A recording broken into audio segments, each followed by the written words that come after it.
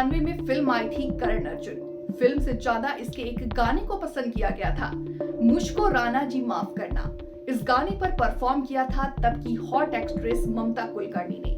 उस वक्त बिहार में लालू यादव की तूती बोलती थी। दूसरी बार लालू यादव सीएम बन चुके थे। वे एक्ट्रेस से नया महामंडलेश्वर बनी, अब महामंडलेश्वर नहीं है। ममता कुलकर्णी ने एक टीवी इंटरव्यू में बिहार से जुड़े 30 पुराने वाकये को काफी विस्तार से बताया।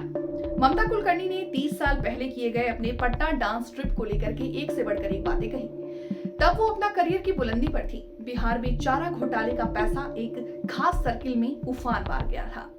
आपको बता दें कि प्राइवेट पार्टी में परफॉर्म के लिए ममता कुलकर्णी पटना आई थी। गौर करने वाली बात यह है कि चारा घोटाले के साथ साथ ममता की डांस ट्रिप भी कोर्ट की दहलीज तक पहुंची थी। मीडिया रिपोर्ट्स की माने तो कहा जाता है कि चारा घोटाले गिरोह के मित्र मंडली के बीच आयोजित किए गए ममता कुलकर्णी के लाइव डांस प्रोग्राम को अति गोपनीय रखा गया था।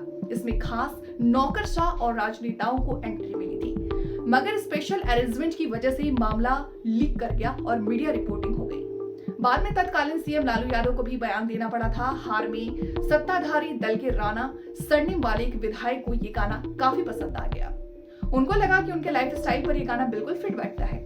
इसके लिए सीधे एक्ट्रेस ममता कुलकर्णी को ही लाइव परफॉर्मेंस के लिए बुक कर लिया गया। मीडिया रिपोर्ट्स के मुताबिक 1.25 करोड़ रुपए, आज के हिसाब से लगभग 7 करोड़ रुपए में डील फाइनल हुई थी।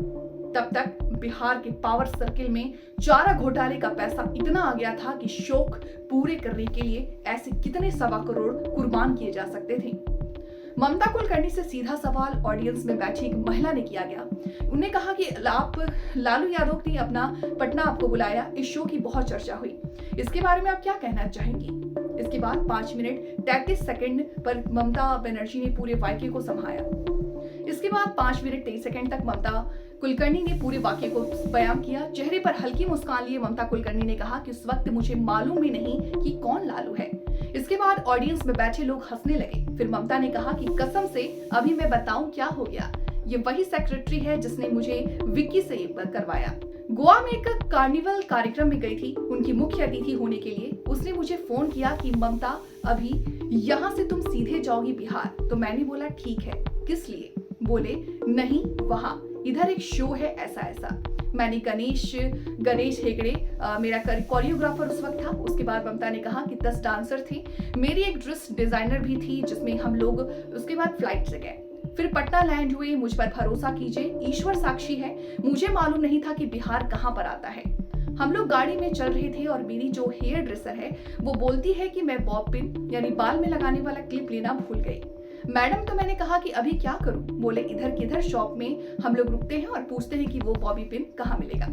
तो वो ड्राइवर था। मैंने बोला कि अरे ड्राइवर जी 1 मिनट रुको, एक शॉप अभी इधर गया है, रुको। बोले तो मेरे हेयर ड्रेसर ने वो बॉबी पिन लाने के लिए वो भूल गई है। उसके बाद बोला कि ये तो नक्सलाइट एरिया है। मैंने कहा कि नक्सलाइट एरिया क्या होता जी? मैंने बोला क्या? मेरे अंदर से धक धक धक धक निकल रहा था। होटल के नजारा तो ममता कुलकर्णी के लिए और भी अजीब था। उन्होंने कहा कि होटल में तो ऐसे लाइन ऑफिसर्स की जैसे कोई युद्ध पर जाता हो। ऐसे में 47 लेकर के 100 पुलिसकर्मी आए, जिसमें आपको बता दें कि मेरे रूम तक मिलिट्री फोर्स पूरी मौजूद थी। मैंने देखा कि 5000 लोग मेरे रूम के अंदर बैठे हुए हैं, किसी के बच्चे, किसी की बीवी। फिर ममता कुलकर्णी ने करेक्ट करते हुए कहा कि 1000 तो होंगे करीब। उसके बाद कोई जगह खाली नहीं था, मतलब हर जगह लोग ही लोग कमरे में भरे थे। ममता कुलकर्णी ने ड्रेसिंग रूम का किस्सा सुनाया। उन्होंने कहा कि फिर 1 घंटे के बाद फोन आता है कि आपका शो तैयार है। हम लोग सब गणेश हेगड़े सब डांसर्स वहां पर पहुंच जाते हैं ड्रेसिंग रूम में, और 10,000 लोग ड्रेसिंग रूम में, मतलब इतना बड़ा ड्रेसिंग रूम, सब भरा खचाखच था। मतलब एक जगह नहीं ड्रेसिंग करने की। डांसर्स के लिए सब लोग मेरे पास आ गए। गणेश हेगड़े मेरे पास आ गया। मेरे तो बोलता कि ममता जी क्या करे। उसके बाद मुझे डांस करना था, लंबा लंबा घूंघट गया गाने पर। तो मैंने कहा कि एक काम करें, इस ट्रैक शूट में वो will go on the stage, nobody is changing, because changing के लिए जगह ही नहीं था। तो स्टेज पर गए, दनादन हम लोगों ने 2 बैक टुक ऑफर दिए। उसके बाद हम लोग अगले ही फ्लाइट का इंतजार करने लगे जो सुबह 7 बजे था।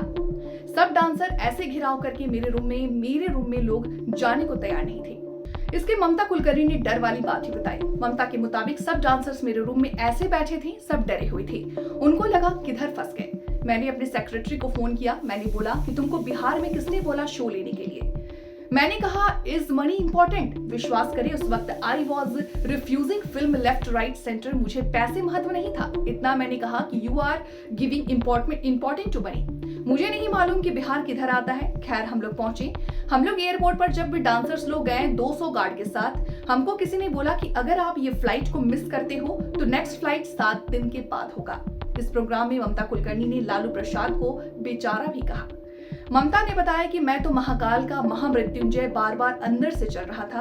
ओम त्र्यंबकम यजामहे सुगंधिम पुष्टि वर्धनम। फ्लाइट आ गई, फ्लाइट आए फ्लाइट जाए, व्यवस्थित फ्लाइट आई, जैसे टेक ऑफ हो गया। सब डांसर्स लोग तालियां बजा रहे थे। बच करके निकले, किसी तरह बचकर निकले, बॉम्बे आ गई। 10 दिन के बाद ये सब निकलता है कि लालू प्रसाद, इधर प्रसाद, क्या प्रसाद। तो लालू प्रसाद भी बेचारा, मुझे नहीं मालूम कौन था। ममता कुलकर्णी ने भी राज्यसभा सीट वाला किस्सा भी सुनाया। उन्होंने कहा कि लालू यादव अनाउंसमेंट किए, बेचारी ये कौन ममता कुलकर्णी, बेचारी का नाम ऐसे घसीटा जा रहा है। मैं उसको राज्यसभा की सीट दे रहा हूं तो प्रेस मेरे पास आ गए, बोलते हैं ममता जी आपको लालू। मैंने कहा कौन लालू, नहीं तो बिहार के चीफ मिनिस्टर हैं। मैंने कहा जी। वो बोलते हैं आपको राज्यसभा मिलेगा, आपको गाड़ी मिलेगी। मैंने कहा जी हम कैसे कैसे वहां से बचकर आए हैं, मुझे ये सब नहीं चाहिए। मैंने कहा कि अभी तक बॉलीवुड के पॉलिटिक्स को नहीं समझी तो डायरेक्ट पॉलिटिक्स में जाना मेरे लिए तो समझ से बाहर है। कौन लालू प्रसाद, क्या प्रसाद।